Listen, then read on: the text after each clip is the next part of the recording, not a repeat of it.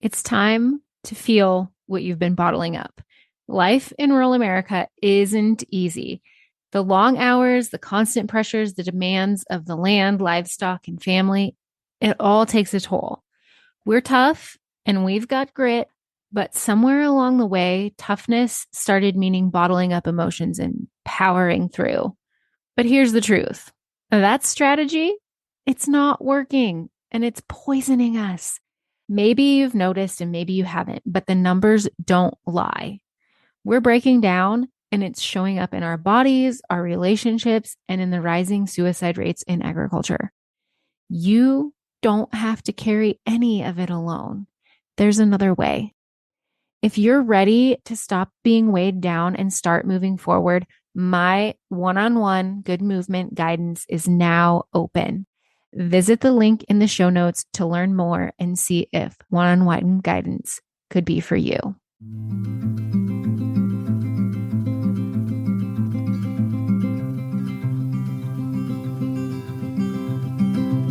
I'll carry you, you carry me, we'll help each other through it. Come on and see, good movement draws good movement. Welcome to Good Movement Draws Good Movement, the podcast where farmers, ranchers, and rural folks can grow relationally through awareness, understanding, and effective communication. Hey, it's T. I'm your host, and I, along with my guests, will be covering topics related to drawing good movement. Things like self and social awareness, brain science, positive psychology, extending grace, and so much more. We'll share tools that can help you understand why you are the way you are, why others are the way they are, and how you can use that to step out of self-told lies with grace and compassion to draw good movement in conversations, relationships, and life in rural America. Let's go draw good movement. Welcome back to the Good Movement Draws Good Movement podcast. It's time for a little story. A few winters ago, I was driving across Wyoming to speak at the Stock Growers Conference. The interstate was icy. They had gotten some snow. We were getting some snow in western Nebraska, but they had way more snow than we had. It was also windy. Because it's Wyoming. And I would say that I was driving like a grandma, but that would be insulting to grandmas. It was definitely more of a snail's pace, so I was driving ridiculously slow. My armpits were sweaty, my hands were white on the wheel, and as you might imagine, native Wyomingans, I don't know what you call people who live in Wyoming, but people who live in Wyoming and are used to driving on the interstate when it's in that condition were lining up behind me. Cars were lining up, waiting not so patiently for their turn to pass. It was like a convoy and not an intentional convoy. And while I only got flipped off twice that I know about, I am absolutely 1000% certain there were loads more curse words muttered under frustrated breath aimed at me and my ridiculously slow forward motion. And probably, like I said, more birds flying at me also. But what those frustrated folks did not know, what they could not have known, was that just under 2 years prior to this trip, I'd been driving down the same Wyoming interstate. I hit an icy patch, and despite my careful but not at the time ridiculous driving, I spun off the road into the median with my entire family along with me. We stayed upright only by the hand of God. I'm not kidding when I say the hand of God. By rights and all laws of physics, that car should have rolled and rolled once more. But we were upright somehow in the median. And as the car came to a stop and I had my hands on the wheel and my head leaning on my hands, saying so many thank yous to God for not rolling us, I hear from the way back, Tenley, you don't have your seatbelt on? From our son to our middle daughter. And sure enough, she did not have her seatbelt on. So I am just like So incredibly grateful that God kept us upright. But had those people known that day that I was driving at a snail's pace down that Wyoming interstate, had they known that story, the story before that had taken place just not even 2 years before this, they might not have agreed with the way that I was driving, but they may have understood and extended a little more grace. I mean, maybe I wouldn't have gotten flipped off at all if they had known that story. The moral of this story that I'm telling right now is we don't know what we don't know. More often than not, we can't know because there'd be no way for us to know. And that's okay. But the thing we can always do is give folks the benefit of the doubt and extend a little more grace. So it's universal truth that everyone has reasons for their actions. There is always a why behind a behavior. The behavior is only a picture, but it's not the full story. There's always something more that's causing that behavior. And we rarely get to know that story. So maybe the behavior that you're seeing is me, the person driving slow.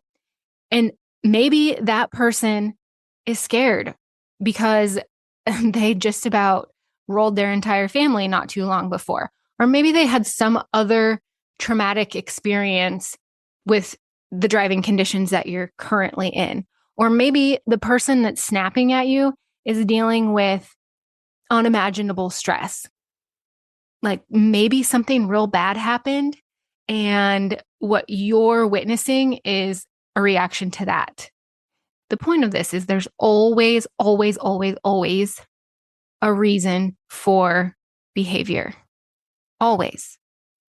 So while we can't know every story, we can choose to approach others with grace and recognize that there is a story.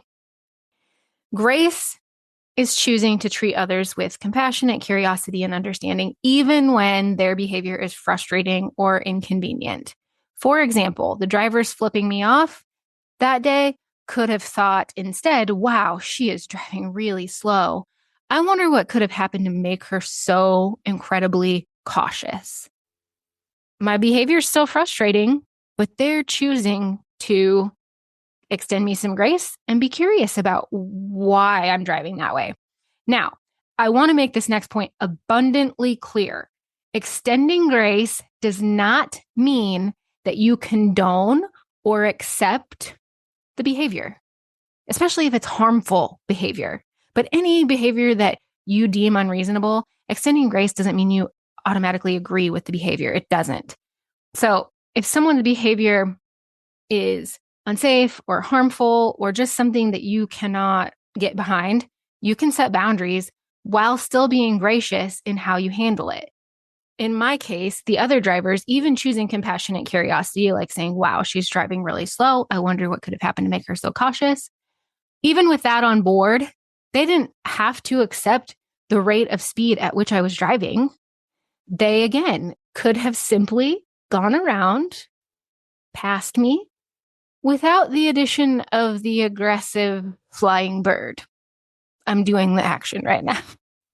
So instead of reacting emotionally to a behavior, we can pause and consider, what might this person be carrying that I can't see? And we can do that with ourselves too. If we react or respond in a way that's out of character for us, we can pause and be like, whoa, what is going on? Because to be honest, sometimes we are not always aware of the why behind our own behaviors, compassionate curiosity and grace to others, but also to ourselves. Why does grace matter? Well, I think sometimes, especially in our small towns and rural communities, we assume we know people's motives because our communities are small.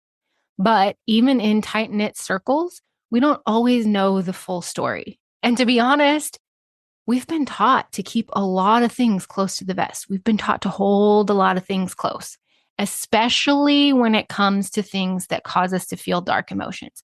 And please know that when I say dark emotions, I do not mean bad, air quoting, bad emotions. There's no such thing as bad emotions. Emotions are meant to communicate things to us. They're not bad. So, I mean, when I say dark emotions, those that haven't always felt safe for us to talk about, let alone feel or fully feel. They're dark because we keep them in the dark, not because they're bad. Dark does not mean bad, it just means they've been kept in the dark. But grace changes how we interact with others. Grace opens the door and creates an opportunity for some light to shine in. It reduces tensions. It creates space for healthier, more compassionate relationships to grow. Grace is so important. What can we do to extend more grace, be more gracious humans? Well, we can pause before reacting. Ask yourself, what's the story that I might not know here? What else could be true? What am I not seeing? And then use that and respond with grace. Choose actions that don't escalate the situation, even if you don't agree with the behavior. Just go around without flipping people off. Just go around. And then we can extend empathy without enabling the behavior. Boundaries and grace can coexist. You can choose not to accept that behavior and still be kind and gracious. So someone's behaving in a way that you don't agree with and you are not about to put up with, you can say, oh, I think that would be a good thing to bring up with someone else. Or, oh, I need to go do this other thing. You don't even have to tell them, like, your behavior sucks and I'm leaving. That's not kind or gracious. Just excuse yourself. I think I need to do another episode on boundaries because since our last episode on boundaries, I have a better analogy. So that'll be coming. The point is, you can enforce your boundaries and be kind to other humans. I don't agree with how they're acting, but I'm assuming that there's something else going on, and I'm just going to excuse myself from this situation. So, bringing it back to my story driving in Wyoming, those drivers didn't know my story. They didn't. Were they frustrated with me? Yes. Some of them showed me by waving their middle finger at me. But what if they had known? They might have still been frustrated, and that's okay. But they would have probably understood why I was driving so incredibly slow. And they might have gone around without flipping me off. What if we all approached others with the assumption that there's something deeper behind their actions? We don't have to accept poor behavior, but we can choose to be gracious in how we respond. Grace does not cost us that much. In fact, it probably saves us a whole lot of getting worked up. And it also can mean everything to someone else. My challenge to you is to look for the story that you might have missed. Even if you can't find it, just know that there's a story behind those behaviors. And until next time, draw a good movement. Thanks so much for tuning in. I'm so grateful for you.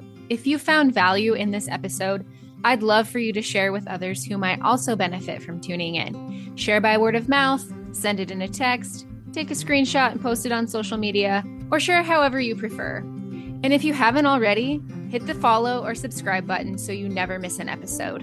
Until next time, draw good movement.